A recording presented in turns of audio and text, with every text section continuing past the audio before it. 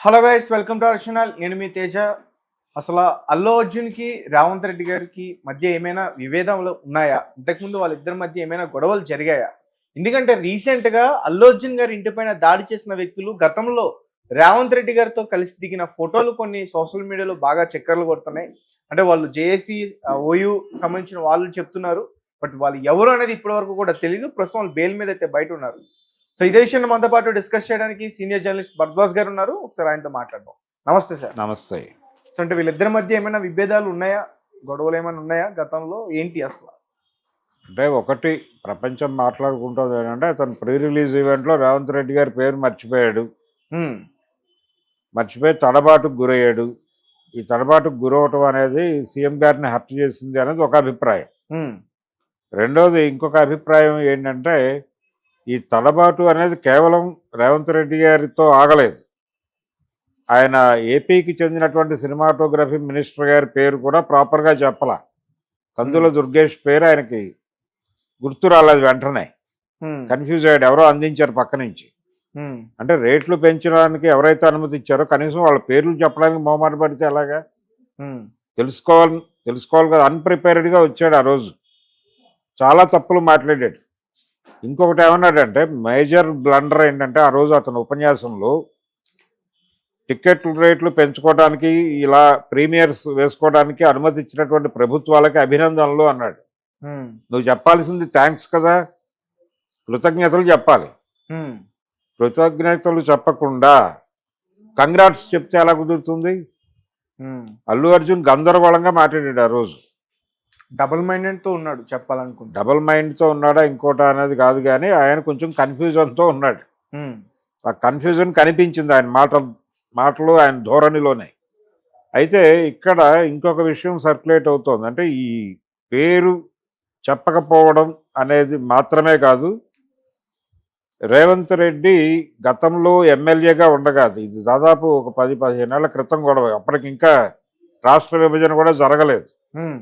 జరగటానికంటే ముందు ఆయన తెలుగుదేశం ఎమ్మెల్యేగా ఉన్న రోజుల్లో ఆయన ఫ్రెండ్స్ కొంతమంది సినిమా తీయాలని ఉత్సాహపడి ఈయన్ని అప్రోచ్ అయ్యి ఎవరితో తీస్తే బాగుంటుంది అన్నప్పుడు అల్లు అర్జున్తో చేద్దాం ఒక సినిమా అని అనుకున్నట్టుగా వాళ్ళ మధ్య జరిగినటువంటి ఇంటర్నల్ మీటింగ్లో అది ఎవరు చెప్పాలి, ఎవరు మాట్లాడాలి అతనితో దీనికి సంబంధించి అన్నప్పుడు రేవంత్ రెడ్డి గారు నేరుగా స్వయంగా తనే అల్లు అర్జున్ కలిసి మీతో మా ఫ్రెండ్స్ సినిమా చేయాలనుకుంటున్నారు, మీరు కన్సిడర్ చేయాలి అని అడిగినప్పుడు ఆయన పట్టించుకోనట్టుగా వ్యవహరించాడని, అల్లు అర్జున్ ఎటువంటి రెస్పాన్సు ఇవ్వలేదని, ఆ రోజు నవ్వుతూ షేక్ హ్యాండ్ ఇచ్చిన తర్వాత ఫర్దర్గా ఆయన ఏ రకమైన ఇంటిమేషన్ ఇవ్వలేదని, అది ఆయన మనసులో ఉంది. కనీసం మనం అడిగితే చేస్తానో చేయనో ఒక మాట చెప్పాలి కదా, అది కూడా చెప్పలా.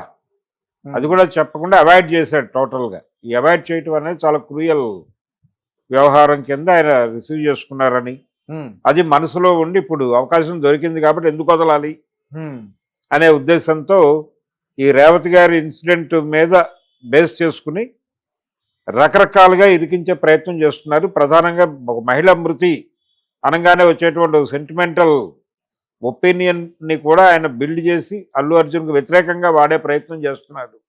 ఇదంతా కూడా ఆ రోజున అతను రిజెక్ట్ చేసిన కోపం, చిరాకు, ఇవన్నీ మనసులో ఇప్పటికీ కొనసాగుతున్నాయి ఆయనకి. అందుకని కార్నర్ చేస్తున్నారు అనేటువంటి అభిప్రాయం కూడా చాలామంది మాట్లాడుతున్నారు. అలాగే మీరు ఇందాక ప్రస్తావించినటువంటి జేఏసీకి సంబంధించి వీళ్ళు అంటే ఈ మధ్య కాలంలో రేవంత్ రెడ్డి గారి ప్రభుత్వం ఫార్మా క్లస్టర్ల పేరుతో చాలా జిల్లాల్లో ల్యాండ్ పూలింగ్కి దిగింది. ఈ ల్యాండ్ పూలింగ్ జరుగుతున్నటువంటి సందర్భంలో ప్రజల నుంచి విపరీతమైన నిరసన వచ్చింది. నల్గొండ జిల్లాలో నిరసన వచ్చింది, తర్వాత లగచర్లలో గొడవ అయింది, రైతులు రోడ్డు మీదకి వచ్చి గొడవ చేశారు. అవును.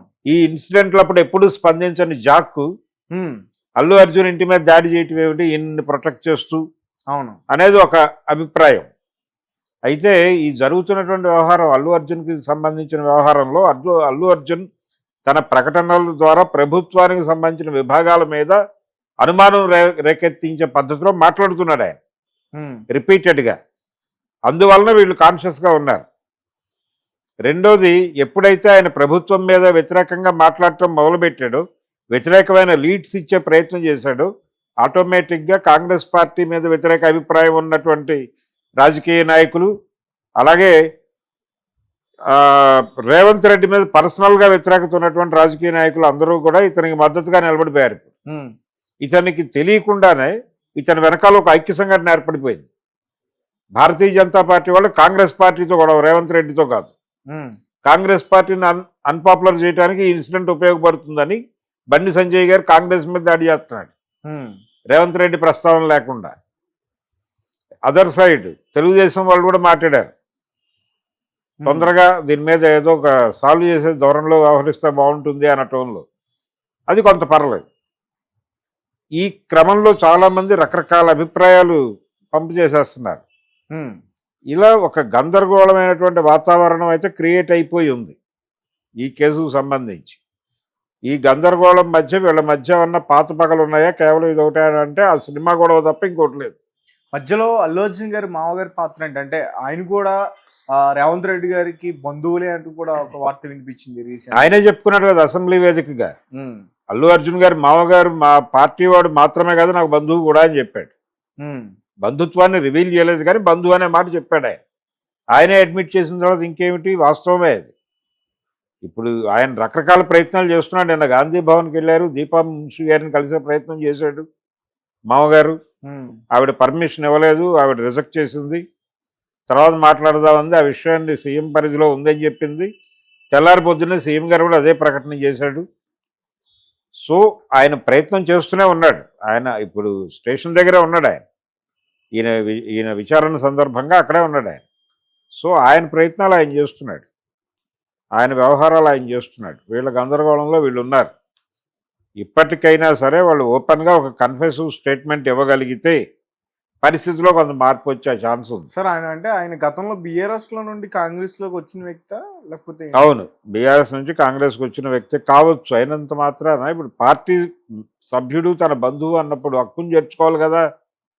అల్లు అర్జున్ ఇమేజ్ని తనకు అనుకూలంగా వాడుకోవచ్చు కదా ఇతన్ని ప్రొటెక్ట్ చేస్తూ. అదెందుకు చేయలేదు? అంత ఆలోచన లేకుండా ఉన్నాడా? అంటే జరిగిన సంఘటన పట్ల ప్రభుత్వానికి అపఖ్యాతి రాకూడదు.